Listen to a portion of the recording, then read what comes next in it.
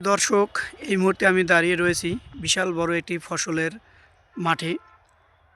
বিশাল বড় এটি একটি ফসলের মাঠ, যেটার দিগন্ত এপাশ থেকে ওপাশ পুরোপুরি হয়তো আমি আপনাদেরকে ক্যামেরায় দেখাতে পারবো না। এবং এই ফসলের মাঠে এসে আমি একটি জিনিস খেয়াল করলাম যে বাংলাদেশের কৃষিতে ব্যাপক পরিবর্তন এসেছে। আমরা জানি 2022 সালে ইউক্রেন এবং রাশিয়া যুদ্ধ শুরু হওয়ার পর দেশে এবং বহির্বিশ্বে তেল, ভোজ্য তেল এবং বিভিন্ন জ্বালানি তেল এটার ব্যাপক চাহিদা বৃদ্ধি পায়।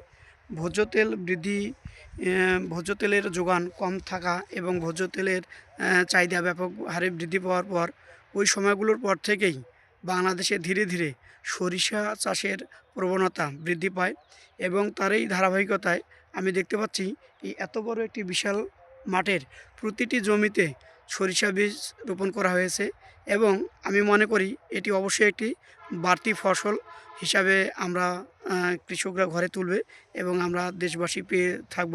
কারণ আমন ধান কাটার পরেই এই সরিষা বীজ রোপণ করা হয়েছে, বপন করা হয়েছে এবং এই সরিষা ঘরে তোলার পরেই ইরি ধান লাগানো হবে। এটি অবশ্যই দেশের অর্থনীতিতে একটি বাড়তি অবদান রাখছে। ধন্যবাদ সবাইকে।